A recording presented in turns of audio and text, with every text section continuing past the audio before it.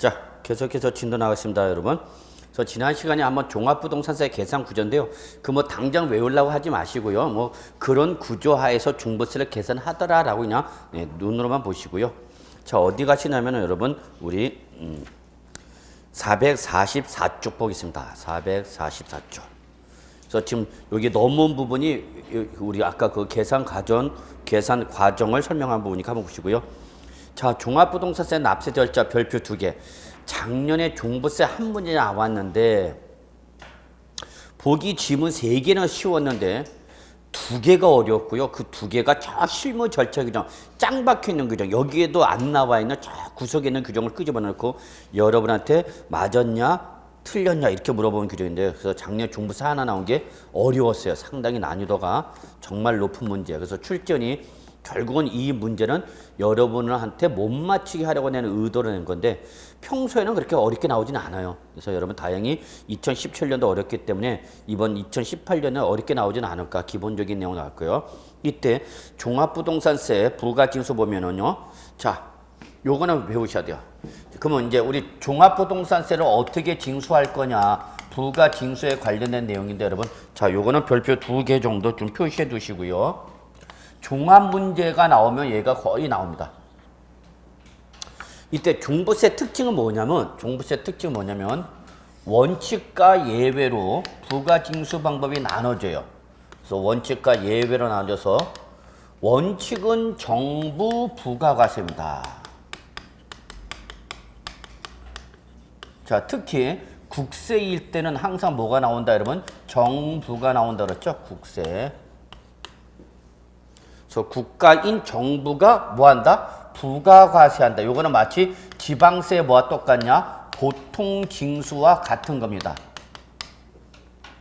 근데 다만 지방세에서는 뭐라고 표현하는 것을 보통징수라 표현하는 것을 국세에서는 보통징수라 표현하지 않고 정부 부가과세랍니다. 그래서 여러분 거기 책을 보시면 이런 말이네요. 원칙 거기 정부 부가과세. 그래서 1번 밑줄 관할 세무서장은 밑줄. 그래서 국세의 과세권자는 누가 나온다 했죠, 여러분? 세무서가 나온다 했죠. 그래서 누가? 세무서장이 계산한다. 밑줄. 종부세는 납세 의무자가 스스로 계산해서 신고하고 납부하는 것이 아니라 누가? 세무서장이 납부할 종합부동산세액을 뭐하여? 결정하여. 그러니까 종합부동산세는 누가 계산하는 거구나? 세무서장이 계산해서 언제까지? 납부 기한까지 부과하는데 이때 납부 기한을 꼭 기억해 두셔야 돼요. 언제 여러분? 12월 1일부터 12월 15일까지 이게 바로 종합부동산세 부가징수 기간입니다. 납부 기한입니다. 그래서 결론은 정부 부가과세는 누가? 관할 세무서장이 세액을 결정해서 종합부동산세액을 결정해서 여러분한테 뭐가 날라온다 여러분? 납세 고지서가 날라오는가? 납세 고지서가 날라옵니다. 그러면 여러분 그 고지서에 적힌 금액을 뭐 해야 되는 거예요, 여러분?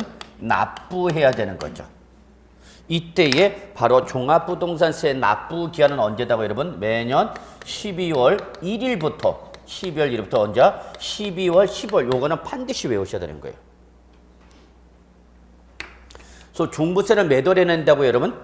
12월에 냅니다.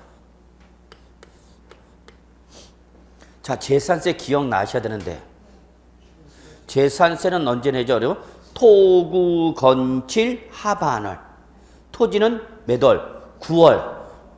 또 건축물은 7월. 그래서 토구, 건칠. 그 다음에 하반월. 하반월 매월 16일부터 말일까지야.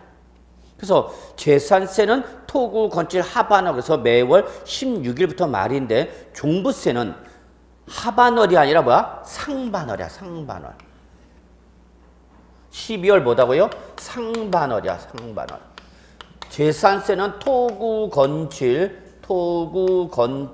뭐였는데? 하반월이었는데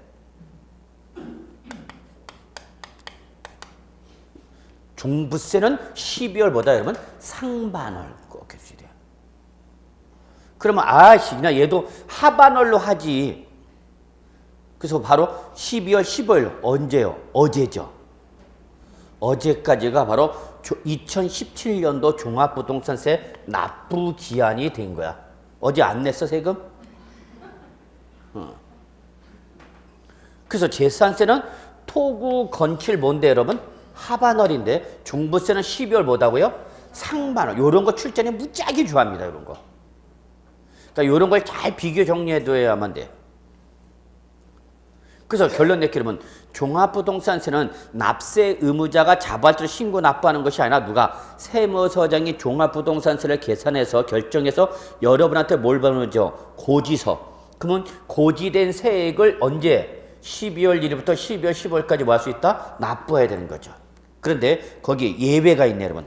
선택적 뭐라 했어요 여러분? 신고 납부. 이거는 신고 납부는 강제 규정이 아니라 납세 의무자가 선택하면 할 수 있다는 얘기야. 그래서 신고 납부는 원칙이 아니라 뭐예요, 여러분? 예, 선택적 규정. 그래서 이거는 지방세는 뭐라 표현냐? 신고 납부라고 표현했어요. 신고 납부. 그래서 큰 차이는 없어. 뭐 신고 납세, 신고 납부 별 차이는 없는데. 자, 근데 1번을 보세요. 거기 양가로 2번 예외 동그라미 보시면 종합부동산세를 밑줄 여기 종합부동산세를 신고 납부 방식으로 납부하고자 하는 납세의무자. 그러니까 이거는 납세의무자가 강제 규정이 아니라 뭐야? 선택하는 거야.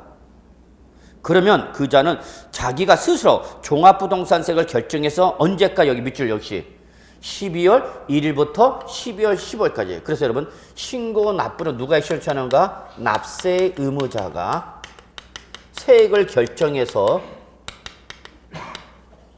신고도 하고 앤더 뭐 해야 되는 거 여러분? 납부해야 되는 거죠. 그러나 주의사항이 있어요 여러분.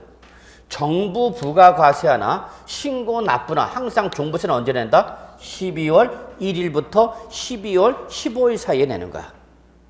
이거 놓치면 안 돼. 다시 한번 정부 부가과세나 신고 납부나 종부세는 언제 낸다? 12월 1일부터 12월 15일 사이에 내야 되는 거야. 그러면 시험은 어떻게 나오냐? 이렇게 나올 수 있으니까 출전이. 자, 종합부동산세는 원칙 12월 1일부터 12월 15일 사이에 납부하여야 하나 납세 의무자가 선택하면 납세의무자가 뭐하면 선택하면 12월 16일부터 12월 31일까지 신고하고 납부하시다. 이렇게 나오면 맞는 말이야 틀린 말이야 여러분? 틀린 말이야. 정부 부가과세나 신고 납부나 상관없이 종부세는 언제 낸다? 12월 상반을 내야 되는 거예요 여러분. 놓치면 안 돼. 예, 꼭 좀 기억해 두셔야 돼요.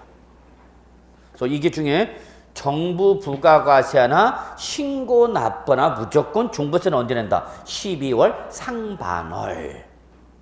그럼 이걸 출전이 살짝 말을 바꿔서 정부 부가과세 할 때는 12월 1일부터 12월 15일 사이에 납부해야 되나 신고 납부할 때는 12월 16일부터 12월 31일까지다. 그럼 맞다 틀렸다? 틀렸다. 신고 납부 관계없다. 무조건 종부세는 언제 낸다? 12월 상반월. 오케이? 예, 꼭 기억해두셔야 돼요. 그러면 이거예요 여러분. 자 봐. 세무서장이 종합부동산세를 계산해서 여러분한테 뭘 보내줬어? 고지서. 그래서 고지서에 얼마나 적혀 있겠죠. 근데 그거를 그대로 내고 안 내고 안 내고 내가 직접 뭐 할 수 있다는 얘기야? 신고하고 납부할 수 있다는 얘기야. 이해하셨어요? 고지서대로 내겠다 안 내겠다? 안 내겠다는 얘기야. 그러면 내가 직접 뭐 하라? 신고하고 납부하라. 그러면 왜 신고 납부할까? 굳이 고지서가 날라왔는데. 생각 좀 해봐. 아니 세무서장이 종합부동산세를 계산해서 여러분한테 뭘 보내줬는데? 고지서를 보내줬는데 그 고지서대로 내겠다 안 내겠다? 안 내겠다 그 얘기 안 내겠다. 그럼 왜 그럴까? 이게 마음에 드는가 안 드는가?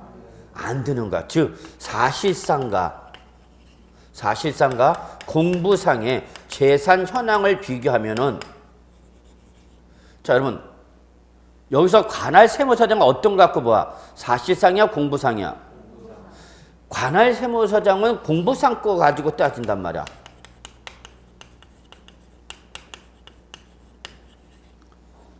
근데 사실상은 이건 누가 갖고 따지는 거야? 납세 의무자가.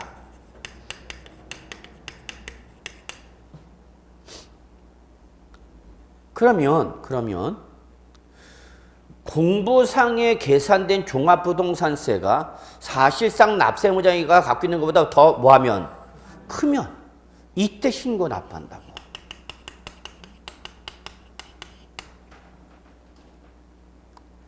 그러니까 세무서장에 계산해 준 종부세가 내가 가지고 있는 갖고 있는 재산은 종부세보다 더 뭐 할 때? 클 때. 그럼 이대로 내면 얘는 억울해 안 억울해? 억울하겠죠. 그럼 이때는 신고 납부하라는 얘기야. 그러면 예를 들어서 갑이 을한테 팔아버렸어. 갑이 5월 28일 날에 갑이 을한테 매도를 했는데 을이 소유권 이전 등기를 6월 1일 현재 안 하고 있는가? 이해하세요? 매수자가 뭘 안 하고 있는가? 자기 명의로 이전 등기는 안 하고 있는. 그러니까 세무서장 누구 거를 보는가? 갑 거. 그래서 갑한테 종부세 때린 거죠. 근데 갑은 이거 내 게 아니라 누구 거다. 을한테 팔았다라고. 그래서 그걸 빼고 신고하는 거죠. 그런 경우가 대표적인 케이스죠. 그래서 결국은 원칙은 정부 부가과세인데 관할 세무서장이 계산해준 종부세가 뭐 할 때 더 크면 이때는 뭐 하라? 네가 직접 신고하고 납부하라. 그래도 신고 납부할 때 그 납부는 언제 해야 되는가 여러분? 12월 상반월. 이해하셨나요 여러분? 예. 자, 그 다음에 2번 부가세. 자, 역시 종합부동산세도 뭐가 쫓아온다? 부가세가 붙습니다. 재산세, 부가세는 지방교육세였습니다. 그런데 종부세는 이제 지방세가 아니라 뭐니까? 국세니까. 지방교육세가 못 나고 밑줄 뭐가 쫓아오죠 여러분? 농어촌 특별세가 쫓아오네요. 그래서 농어촌 특별세 몇 프로를? 20%를 죄송합니다. 종합부동산세 몇 프로를? 20%를 뭘로 한 번 더 내라? 농어촌 특별세를 한 번 더 내라는 얘기야. 자, 이거 여러분. 종합부동산세를 계산할 때 종합부동산세가 100이 나왔어. 종합부동산세 얼마요? 100. 그러면 종부세 100을 기준해서 20%는 얼마를? 20을 한 번 더 뭐를 내라? 농어촌 특별세를 한 번 더 내라. 그래서 항상 부가세는 무슨 과세 여러분? 이중과세. 이중과세. 근데 여러분 종합부동산세도 또 거기 분납 있죠? 분납 동그라미. 그래서 종합부동산세도 뭐 할 수 있다? 분납할 수 있습니다. 그러나 옆에다 적어놔. 물납은 X. 그래서 재산세에서는 납세 의무 편의 제도인 분납과 물납이 모두 인정되지만 뭐는 종합부동산세는 종부세는 분납만 인정되고 종부세는 물납은 인정되지 않습니다. 이게 다른 점이에요. 그래서 물납은 어디서만 할 수 있다 여러분? 재산세에서만 할 수 있고요. 그래서 거기 관할 세무서장은 종합부동산세로 납부할 세계차 밑줄 얼마 초과하는 자? 500만 원 초과자. 그 자는 납부 기한에 지난 날부터 자 밑줄 몇 월 이내에 2개월 이내. 그래서 여러분 거기 500만 원과 2개월 이내 묶어 놓고요. 적으세요. 재산세와 동일.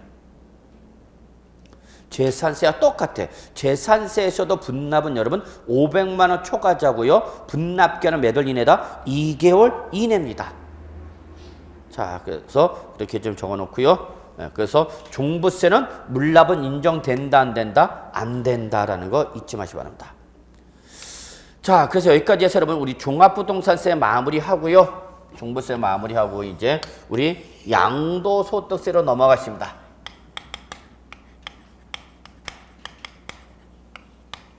근데 여러분 요 양도소득세는 기본적으로 5문제에서 6문제까지 출제 가능합니다. 그래서 제일 많이 나오는 부분입니다. 양도소득세.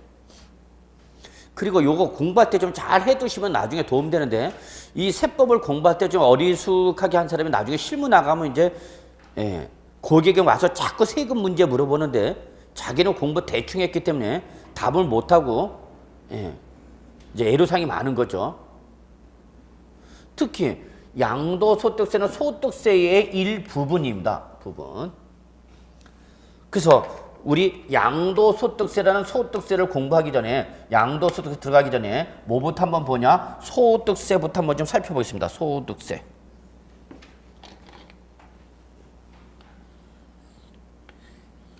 그래서 소득세에 대한 기본적인 내용 좀 확인하겠습니다. 그래서 여러분 445쪽에 보시면 소득세라는 게 뭐냐라는 게 나왔죠, 여러분. 그래서 거기 보시면 소득세는 뭐를 개인의 소득을 과세 대상으로 하여 부과되는 뭐다? 국세이죠. 그래서 소득세는 가장 중요한 특징이 뭐냐면 소득세는 바로 누구를 개인을 납세 의무자랍니다. 개인을 납세 의무자로 한다. 특히 여러분 놓치면 안 되는 것이 누구만 대상으로 한다, 여러분? 개인만 대상으로 합니다. 여러분, 우리가 지금까지 배웠던 취득세, 등록면허세, 재산세, 종합부동산세는 개인, 법인, 단체를 구분 안 하고 다 냅니다. 꼭 기억해 두셔야 돼요. 지금까지 했던 취득세, 등록면허세, 재산세, 종합부동산세는 개인, 법인, 단체 구분하고 안 하고 다 내는 거야. 그런데 뭐는? 소득세는 누구만 내는 거야, 여러분? 개인만 낸다는 게 가장 중요한 특징이에요. 그러면 여러분은 다 소득세법상 납세무자야, 아니야? 여러분은 소득세법상 납세무자죠. 누구니까? 개인이니까.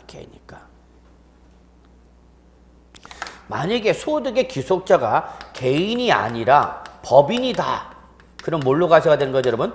법인세로 과세가 되는 거야, 법인세. 그래서 개인한테 부과되는 게 뭐고? 소득세. 법인에 대해서 부과되는 게 뭐야, 여러분? 법인세. 근데 우리 요거는 공인중개사 시험범위 아니야. 이게 나오면은 여러분은 공인중개사 공부를 하는 것이 아니라 공인회계사나 세무사 시험을 공부하는 거야.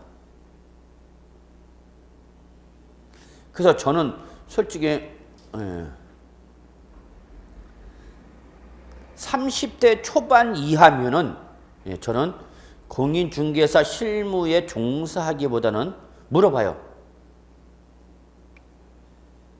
오늘 우리 이제 합격자 모임 이제 좀 몇 분이 와갖고 막년에 하자고 그래갖고 자추경 겸 막년에 하자고 그래서 오늘 또 학생들이 찾아온대. 꼭 날 찾아온다? 피곤하게. 자, 근데 거기 젊은 친구들이 좀 많아. 이상하게 저는 젊은 친구들하고는 좀 잘 어울려요. 물론 나이 드신 분도 있고 그러지만. 그래서 저는 젊은 친구들한테 이렇게 합니다. 야, 너 당장 공인중개사업에 뛰어들 거냐? 그러면 이제 뛰어들겠다는 이 업에 종사하겠다는 젊은 친구들도 있고요. 저는 그냥 부동산 뛰어들 겁니다. 분도 계시고. 글쎄 합격은 했지만 조금 당장 중개업에 종사하고 하려는 걸 조금 미루고 있다. 그럼 저는 물어봐요. 그러면 네가 돈을 벌어야 되니? 돈을 안 벌어도 되니? 물어봐요. 제가 돈을 안 벌어도 집에 전혀 문제가 없어요. 그럼 저는 공부하라고 합니다. 또 공부하라고 그래요. 그래서 다음 단계로 공부할 수 있는 게 뭐냐면 감정평가세요. 그래서 30대 초반 한 35세 이전이라면 감정평가사 하라고 그래요. 저는 공부하라고. 왜냐면 공인중개사하고 많이 연관되어 있습니다. 과목이. 그래서 이제 따로 이제 해야 될 게 이제 경제학, 부동산 경제학 깔고 하니까 그렇고 이제 회계학이라든지 회계가 이제 골치 아프죠. 그래서 경제학, 회계학, 그 다음에 이제 제일 애로사항이 뭔 게 토익 토플 700 이상 점수를 따갖고 2년 이상 보관해야 돼. 유효 기간이. 그래서 최소한 4년 정도 예상하셔야 돼요. 아니, 우리 공인중개사만 1년인가? 다른 시험 다 1년, 2년 그러면 안 돼. 다른 시험 보통 빠르면 3년, 정말 빨리 붙으면 3년입니다. 빨리 붙으면. 그때 이제 난리 나는 겁니다. 우리 집안에 드디어 인물이 태어났다고, 개천에서 용 났다고 그러는 거고, 4년, 5년, 평균 고시가 4년, 5년이 가장 올라갑니다. 그걸 지나가면 이제 끝나는 거고, 5년, 7년, 10년, 그러면 고시, 신림동 맨 꼭대기 관악산 가 있어야 돼. 그래서 저는 좀 젊은 친구들한테 좀 공부를 하라고 그러는데, 자, 어쨌거나 좋습니다. 난 당장 돈 벌겠다 하면 뛰어들어야죠. 그래서 오늘도 요즘 계속해서 좀 합격자들 연락이 옵니다. 그래서 앞으로 자기 진로를 어떻게 하는 게 좋겠습니다라고 좀 물어보는 분들이 많이 계신데, 다 각자 사정이 따르니까 다르지만, 어쨌거나 우리 소득세는 누구한테 부과하는 거다, 여러분? 개인한테 부과한다. 법인이면 뭐로 부과한다? 법인세. 그럼 결론 낼게요. 법인세는 절대 우리 공인중개사 시험에 답이 될 수 있어, 없어? 없어. 왜? 시험 범위를 벗어난 거야. 그 다음에 둘째, 개인의 소득을 과세 대상으로 합니다. 요거 중요하네요. 개인의 뭐 소득을 과세 대상으로 합니다.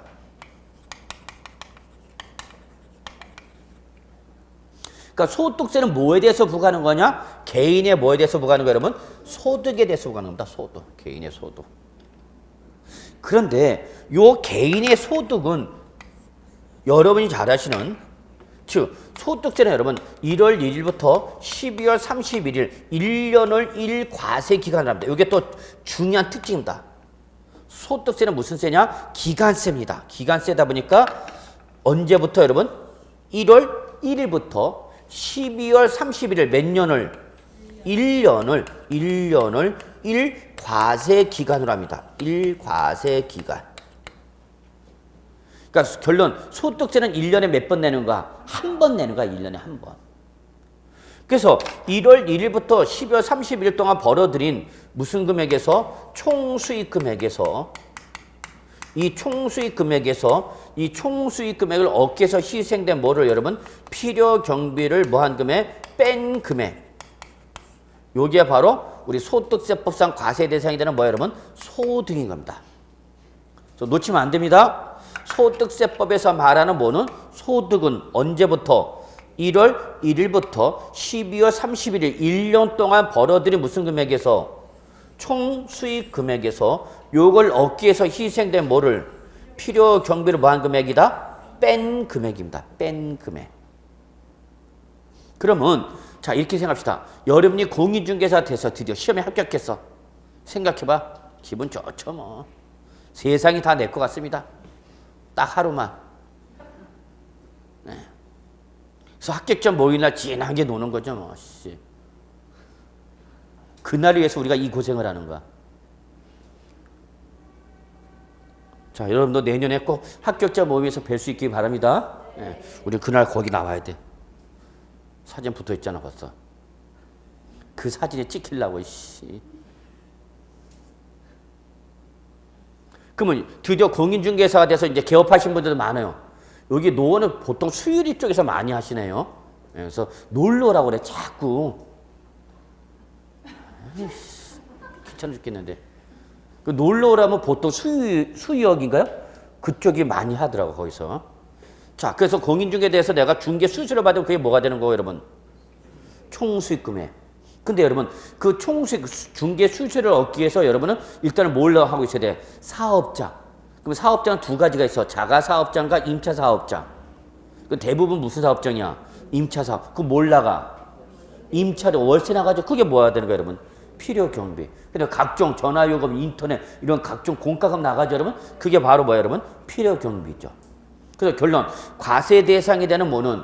소득은 뭐에서? 총수익금에서 뭐를 뺀가? 필요 경비죠.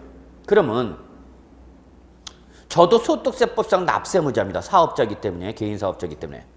그러면 과세관청에 신고할 때 얘가 어떻게 하면? 줄어들면 세금도 줄어드는 거죠. 그래서 저도 이거를 어떻게 하든지 뭐 하려고 그래? 줄이려고 합니다. 물론 또 제 나름대로 방법이 있습니다. 요 인터넷에서 밝힐 수 없는. 세금을 많이 알면, 세법을 많이 알면 많이 알수록 세금을 많이 내는가 적게 내는가? 적게 내는가? 법을 많이 하면 법을 교묘하게 뭐 할 수 있어? 그렇죠. 그러니까 법망에 걸린 사람 주로 무식한 사람이 많이 걸리는 거고, 법을 모르는 사람이. 법을 잘하는 사람은 싹싹 빠져나가죠. 미꾸라지, 몽꾸라지 하고 다 지금 다 빠져나가다 이제 이번에 결국 한번 다시 들어갔는데. 다 그런 거예요, 여러분. 알면 알수록 그만큼 피할 수 있는 거고, 모르면 그냥 당하는 거예요, 여러분. 자, 그러면 여러분 우리 봅시다. 여러분이나 저나 사업자야. 공인중개사야. 그러면 소득세 신고할 때 요 금액을 줄여야 되겠죠. 그래서 소득세 줄이니까. 그럼 소득세를 줄이는 방법은 과세 대상 소득을 줄이는 방법 몇 가지야? 두 개. 뭐에다가? 총수익 금액을 뭐 하거나 줄이거나 뭐를 필요 경비를 뭐 하는 거야, 여러분? 증가시키는. 둘 중에 하나를 선택할 수밖에 없죠. 그런데 이거는 못 건드려요, 거의. 나의 수입은 상대방이 뭐가 되는 거죠? 경비가 되는 거죠. 자, 이렇게 제가 여러분 앞에서 강의를 합니다. 뭐 여러분이 당연히 이 강의를 듣기 위해서 돈을 내고 들어오셨잖아요. 그러면 돈 중에 일부가 이제 선생들한테 이제 나가겠죠. 다 아시잖아요, 여러분. 그거는 뭐. 자, 그러면 제가 여기서 강의를 하고 강의를 받아. 그럼 그게 저의 뭐가 되는 거죠, 여러분? 총수익금이 된단 말이야. 그럼 나는 이걸 줄이고 싶어. 그럼 내가 이걸 줄여서 신고를 안 하면 학원 입장에서 뭐로 잡히는 거야? 나한테 준 돈이 필요 잡히는 거죠. 그럼 학원도 줄여야 되고 저도 줄여야 되는 거죠. 근데 학원을 줄여 못 줄여? 못 줄이죠. 왜냐면 학원이 필요 경비를 줄이면 자기 소득이 어떻게 되니까 증가돼 버리잖아. 이해하시나요? 그 개념을 이해하셔야 돼요. 그리고 저한테 강의료를 줄 때에 그 지급하는 금액에다 뭐를 소득세를 빼고 주죠. 돈 줄 때 빼고 주는 걸 우리 뭐라 했어요, 여러분? 원천징수. 가장 많이 드는 세법 용어 중에 하나죠, 여러분. 세법을 공부했냐 안 했냐 관계없이 여러분이 가장 익숙한 세법 용어 중에 하나가 바로 원천징수. 소득 금액이나 수익 금액을 지급할 때 지급하는 자가 아예 지급하는 금액에다 뭐를 소득세를 빼고 준다. 그래서 뭐라는 거예요, 여러분? 원천징수라는 거죠. 그래서 이미 제가 돈을 받을 때 원천징수 돼서 다 국세청이 다 어떻게 해서 다 보고돼 있는 거죠. 그러니까 저만 줄일 수는 없어요. 이해하셨나요? 그러니까 이건 아주 옛날 얘기인데 옛날에는 이렇게 인터넷 발달되기 전에는 이렇게 학원에서 이제 특강도 합니다. 일요일날. 그럼 특강은 이제 비공식적 수입으로 해갖고 학원이나 저나 보너스로 생각해서 옛날에는. 그러니까 그거는 과세관청의 옛날 얘기야. 지금 안 해. 지금 다 해. 잡혀서.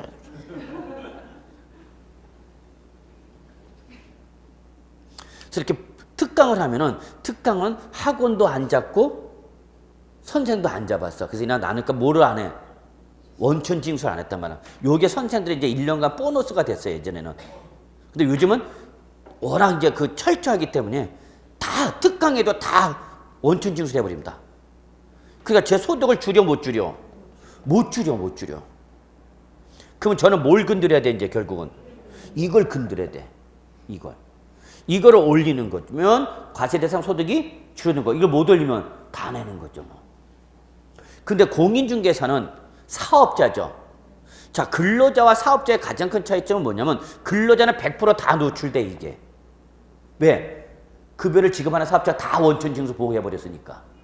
근데 사업자인 여러분은 일반 소비자를 상대로 하기 때문에 사업자가 아니라 그 사람이 여기에 대해서 이렇게 수수료 낸 거를 별도로 세무서에 신고를 하지 않는다면 공인중개사는 여기서 살짝 어떻게 하는가?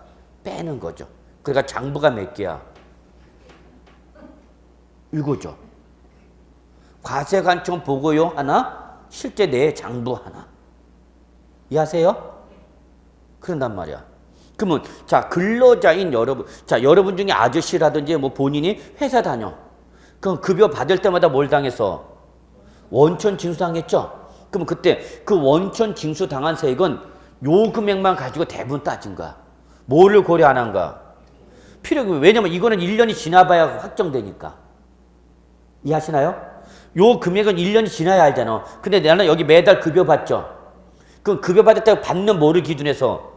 급여를 기준해서 소득세법상 간이세액 적용표에 따라서 세대주 여부와 그 다음에 부양 가족이 몇 명이냐에 따라서 미리 만들어놓은 세액 적용표가 있어. 그래서 그걸로 소득세를 원천 징수하는데 그 특징은 얘를 고려한 거다 안 한 거다? 안 하고 요것만 가지고 보통 매달 뭐 하는 거야? 매월 원천 징수하는 거죠. 이해하시나요? 그리고 여러분 우리 이제 12월 달 다 왔어. 그럼 이제 내년 2월 달에 여러분 뭐 한다고 그래? 연말 정산한다고 그랬죠. 그 연말 정산은 여러분이 1월 1일부터 12월 30일 동안 발생한 뭐를? 필요 경비에 대한 증빙서를 제출하는 거단 말이야.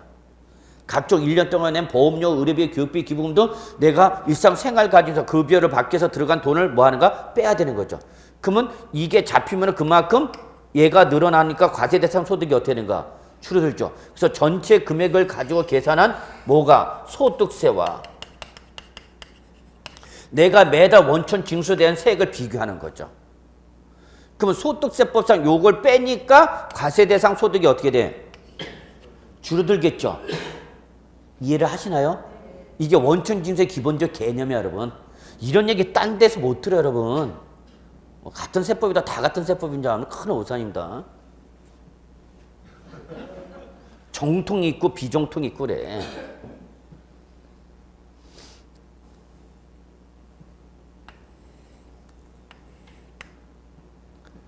자, 그래서 매달 징수한 원총 징수세액은 뭐만을 주로 고려한 거고? 급여, 총수익금액. 근데 1년 지나면은 1년 동안 발생한 각종 보험료, 의료비, 교육비, 기부금을 여러분이 회사에 제출해. 아저씨나 본인. 그러면 거기서 뭘 받아 이제? 연말정산에서 연말정산 요걸 고려하는 거야, 요거를. 그럼 요만큼 잡으니까 과세세상 소득이 어떻게 돼? 줄어들겠죠. 얘가 잡으니까 이제. 그러면 과세대상 소득세가 이제 정확히 나오면 이 금액하고 내가 총수익 금액을 기본으로 해서 징수한 뭐를 원천 징수에 비교하는 거죠. 그래서 얘가 뭐하면 크면 우리는 소위 말하면 이게 바로 뭐예요, 여러분? 요즘 네이버나 다음에 가면 가장 많이 뜨는 뉴스가 뭐예요, 여러분? 13월에 급여. 요거 뭘 받는 거야, 지금? 환급 받는 거죠. 환급 받는 거죠. 그 왜 환급 받냐? 기본적으로 환급 받는 기본 구조가 환급을 받는데 환급을 받는 구조는 원천 징수할 때 뭐를 고려하지 않았기 때문에 필요 경비를 고려하지 않은 모순 금액만 가지고 급여만 갖고 따졌단 말이야. 오케이? 그다음 1년 지나면 이걸 고려해서 빼버리니까 과세 대상에서 소득세 하니까 그만큼 세부담이 어떻게 돼? 줄어들죠. 그러면 원천 징수세액이 더 큰 거죠. 그럼 차익을 어떻게 돼? 돌려받죠. 이걸 우리는 뭘 받는다 그래? 13월의 급여. 그래서 소위 말하는 거 소득세를 환급 받는 거죠. 이게 기본 구조입니다. 그런데 어떤 사람은 이럴 수도 있어요. 왜냐하면 급여만 있는 게 아니라 다른 소득이 발생할 수도 있죠. 그럼 그걸 합산과세하니까 이게 더 커지는 거죠. 그럼 이 사람은 추가로 뭐 해야 되는가? 납부해야 되는 거죠. 이게 바로 뭐야? 소위 말하는 여러분 연말정산. 그래서 저도 솔직히 말해서 12월 딱 지나면 이제 각종 보험료, 의료비, 교육비, 기부금 관련된 증빙서를 다 모읍니다. 근데 지금 인터넷이 발달됐기 때문에 웬만한 자료는 다 국세청에 회사가 다 보고해버려. 아예 내가 뭐를 준비해도 증빙서류, 그래서 뭐 보험료 이런 거 다 보험회사에서 다 보고해, 국세청에. 그러니까 내가 굳이 보고를 안 해도 다 포착이 되는 거죠. 요즘은 진짜 좋아요. 옛날에 이거 일일이 다 하나씩 장부하고 까고 그랬어. 그래서 결론, 소득세에서 말하는 소득은 이건 중에 언제부터? 1월 1일부터 12월 30 몇 년간 1년 동안은 뭘로 보고? 1. 과세기한을 보고 1년 동안 무슨 금액에서? 총수익금에서 뭐를? 필요금으로 받은 금액이 뺀 금액이다. 그 얘기입니다. 이걸 과세대상 소득을 하는 거죠. 요걸 절대 놓치지 마시기 바랍니다. 됐나요? 자, 그런데 이때 이 소득은요, 발생 원천 유형과 과세 방식에 따라서 크게 합산과세가 되는 합산과세하는 소득이 있고요. 그 다음에 개별적으로 과세는 분류과세 두 가지가 있는데 이때 합산과세 대상이 되는 소득이 바로 뭐냐면 종합소득입니다.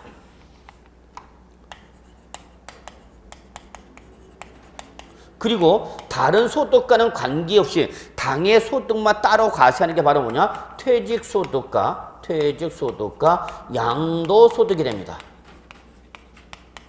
그래서 결론, 소득세법상 소득은 몇 가지로 구분하냐? 세 가지로 구분합니다. 무슨 소득과?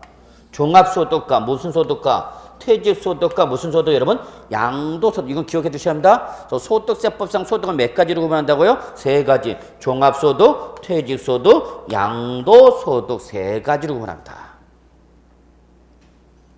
그런데 여러분, 글자 그대로 요거 무슨 소득은? 퇴직소득은, 퇴직소득은 직장 등을 몇 년 이상 다니다가 1년 이상 다녀야만 퇴직금을 받게 되는 거죠. 그러니까 요거는 정상적으로 발생하는 거 안 하는가? 안 하지. 퇴직을 매달 퇴직해? 매년 퇴직해? 저는 은행 13년 다니면서 은행 13년 다니다가 공부한다고 때려치면서 나오니까 뭘 받아서? 퇴직소득 딱 한 번, 퇴직금 한 번 받았어요. 그게 처음이자 마지막이야. 1년에 퇴직소득은 한두 번이야, 여러분. 많아봐야 한두 번. 그래서 제 친구들 중에 이제 뭐 지점장 하다, 뭐 부장 하다가 퇴직한 친구들은 퇴직금 받았죠. 근데 그 퇴직한 친구들 중에서 또 이렇게 다른 사업체에 재취업한 친구들이 있어요. 그럼 걔는 또 다니는 거, 직장생활 또 하는 거죠. 그래서 또 거기서 몇 년 이상 근무하면 1년 이상 뭐 2, 3년 뭐 다녀. 그러면 또 뭐가 발생할 수 있지만 퇴직소득이 발생할 수 있지만 일반적인 사람들은 퇴직소득이 발생해 안 해? 안 해. 그럼 이거 없는 걸로 보라고. 그러면 기본적으로 무슨 소득과 무슨 소득이야? 종합소득과 양도소득 두 가지 보시면 돼요. 원래 몇 가지지만 세 가지 종태 양이지만 얘는 있는 걸로 봐라 없는 걸로 봐라. 없는 걸로 봐도 상관없어. 왜냐면 퇴직소득은 퇴직을 해야만 받는 거죠. 받는 퇴직금에 대해서 소득세가 보는데 이때 역시 퇴직금을 지급하는 사업자가 다 뭐를 소득세 원천 징수해버리고 끝내버려. 그러니까 얘는 내가 관여할 여지가 없어. 이해하셨나요? 자, 은행에서 저한테 퇴직금 지급할 때 제 퇴직금에다 뭐를 소득세를 다 빼고 줘버렸어 이미. 그럼 뭐 내가 할 수가 없죠. 그러면 결론 소득세법상 소득은 몇 가지인데 세 가지 종합소득, 퇴직소득, 양도소득이지만 이해하시는 게 어렵진 않을 거야. 뭐가 없는 것도 똑같아. 퇴직소득. 그 매년 발생하시는 건 무슨 소득이야? 종합소득과 뭐야? 양도소득이다 그 얘기야. 이해하셨죠 여기까지? 그럼 우리는 지금 이 중에서 어떤 거 하자는 얘기야? 양도소득 5문제짜리 보는 거야, 이거를. 그래서 이건 주로 부동산을 뭐 했을 때? 양도했을 때 부과되는 소득이야. 그 다음에 종합소득은 다시 소득의 원천 유형에 따라서 이자소득. 이자소득이 뭔지 아시죠? 은행에다 예금하면 뭘 받아? 이자. 그럼 그 이자죠. 거기다가 나는 주식회사에 요즘 뭐 뜨고 있는 바이오라든지 뭐 이런 회사에 뭐 해보니까 투자했죠. 소위 말하는 5G 세대 기업에다가 5G 들어나 봤나? 5G? 4G인가? 5G인가? 뭐야 지금? 아이씨. 자, 그래서 주식회사에 투자했어. 그래서 이 회사가 돈 많이 벌어서 그러면 주주로서 저는 뭘 받아요, 여러분? 배당. 그렇죠. 배당소득.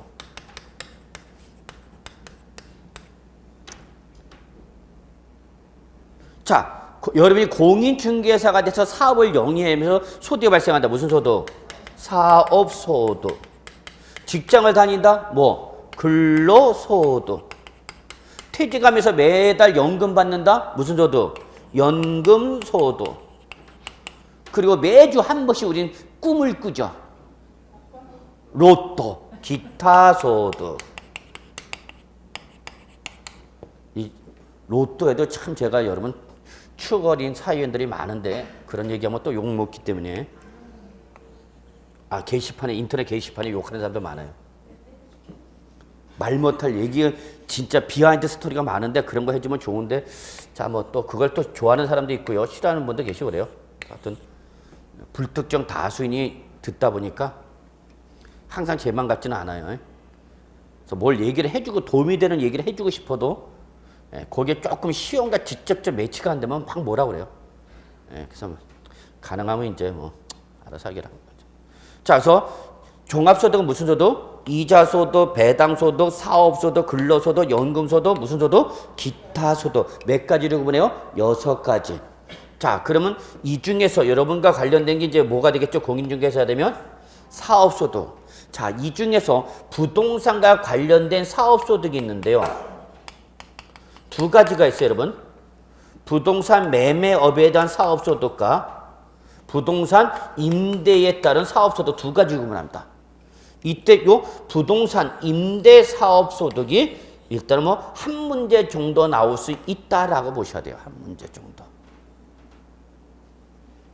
그러니까 여러분이 공인중개사가 되시면은 공인중개사로서 사업소득이 발생해. 그 다음에 공인중개사가 아니라 내가 뭘 갖고 있으면서 부동산을 갖고 있으면서 부동산을 뭐 할 수도 있고 여러분 매매업자가 될 수도 있고 부동산 뭐가 될 수 있어요 여러분 임대업자가 될 수도 있어요. 이 중에서 이 사업소득 중에서 우리 뭐와 관련된 부동산과 관련된 매매업을 했다는 사업소득과 임대했다는 사업소득 두 가지인데 시험에는 뭐가 나온다 여러분 임대사업소득이 한 문제 정도 나올 수가 있어요. 그래서 이렇게 합해서 몇 문제가 나오는 거냐 6문제 소득세가. 그러니까 요 놈이 안 나면 부동산 임대 사업 소득이 한 문제가 안 나오면은 소득세가 몇 문제, 양도세가 몇 문제? 6문제. 임대 사업 소득세가 한 문제 나오면은 양도소득세 몇 문제? 5문제. 그래서 여러분 그냥 소득세는 몇 문제 나온다 보시면 돼요? 6문제 나온다 보시면 돼요. 이해하셨나요? 여기까지? 예. 자, 그 다음에 여러분 그냥 팁으로 잠깐 말씀드린다면 자, 우리는 지금 이제 초고령 사회로 진입했습니다. 우리나라는. 초고령이야. 고령 사회가 아니라 이제 초고령 사회야. 생산 가능 인구, 경제 노동 인구보다도 노인이 더 많다는 얘기죠. 고령 사회로 진입했어 우리는. 초고령 사회야. 그러니까 여러분 오다 가다 보면 어른들이 더 많죠. 요즘은 여러분 애들 보기가 힘들어. 애들을. 그렇잖아요. 요즘은. 옛날 전철 따라 버스 타면 그냥 아줌마들 두세 그냥 업고 매고 이렇게 이빨 맛있냐 그래서 그냥 막 그랬는데 요즘은 애들이 없어. 그리고 다 여러분 전철 타보세요. 다 제가 볼 때 한 60% 여기 전철 타면 수락사니까 여기 또 뭐 사람 더럽게 많았던 한번 우리 초고령이죠. 나이는 먹었다고 돈을 안 벌 수는 없잖아. 이때 여기에 대비하는 게 바로 뭐야 여러분? 공인중개사죠. 공인중개사 가장 큰 매력은 뭐야? 정년이 없죠. 저희 친구는 이미 다 퇴직했어요. 그러니까 퇴직한 친구 중에서 몇 명은 벌써 우리 공인중개사 공부하고 올해 뭐 1차 합격했다 연락 오는 놈도 있고요. 야 2차 네 공부할까? 네 너한테 들을까? 그런데 듣지 마. 그래. 누가 저를 아는 사람 제 강의 들으면 저는 좀 쑥스러워. 그러면 이렇게 일을 할 수 없을 때도 있어. 그러면 여러분은 뭘 준비해야 되죠 여러분? 요거죠. 근데 지금 무슨 시대니까? 저금리죠. 그나마 이번에 미국에서 금리 인상됐고 우리나라 이제 금리가 똑같아서 연락 왔어 안 왔어? 미국에서 금리 인상했다고 연락 왔어? 예, 0.25% 예, 인상해갖고 우리나라 금리가 똑같아서 1.5%로. 그러면 지금 예금해도 여러분 기준금리가 1.5%밖에 안 되는 거야. 그러니까 이자가 있어 없어? 없죠. 그럼 주식회사 투자하면은 주식회사는 그 회사의 정령 실적에 따라서 배당의 금액이 달라지죠.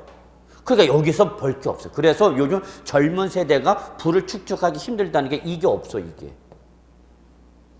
그래서 요즘 뒤집어진 게 이제 젊은 애들이 어디로 간 거야? 비트코인 간 거죠. 광풍이죠 지금.